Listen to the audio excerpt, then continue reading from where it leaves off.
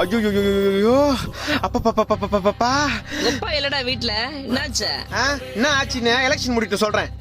மூஞ்சி பாரு, நானே வெயில்ல வெந்து போய் வந்துக்கிறேன். ஊத்துற தண்ணியா? டேய் என்னடா நடுவாசப்பள்ள தலைமையில தண்ணி ஊத்தி நிக்கிற? டே வெயில வெளியே போக முடியலடா, ஜெயில் மாதிரி இருக்குது. உனக்கெல்லாம் வெக்கம் மானம் சூடு சொரணை எதுவுமே கிடையாதா? சூடு இருக்குது, சொரணை இல்ல. என் மேல உனக்கு கருணை இல்ல. ஏப்ரல் மே ஆனா எம மாதிரி வந்துடுற. உன்னால மண்டை காயுது, மூஞ்சி தீயுது, அங்கங்க கருப்பாய் உடம்பு ஃபுல்லா நெருப்பு மாதிரி எரிஞ்சு வெறுப்பாகுதுமே. நீ மட்டும் கொஞ்சம் கிட்ட வந்தா தண்ணி ஊத்தி அனுப்பிச்சிருண்டா. டேய் சூரிய பகவான் அப்பெல்லாம் திட்டக்கூடாது. சூரிய பகவானா? சூத்தீஞ்சிங்குது இங்க.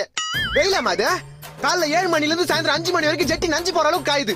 அதான் உடம்புல தண்ணி ஊத்திக்கணும்ல, சில்லுன்னு இருக்கும் உள்ளவா. இன்னும் எத்தனை நாளைக்கு இந்த மாதிரி? டேய் வெயில் காலம் வந்தா அப்படிதான் இருக்கும். அதுக்கு என்ன பண்ண சொல்ற? 30,000 கூட கொடைக்கானல் போய் ஒரு 3 மாசம் இருந்து வரேன். எது 30,000மா?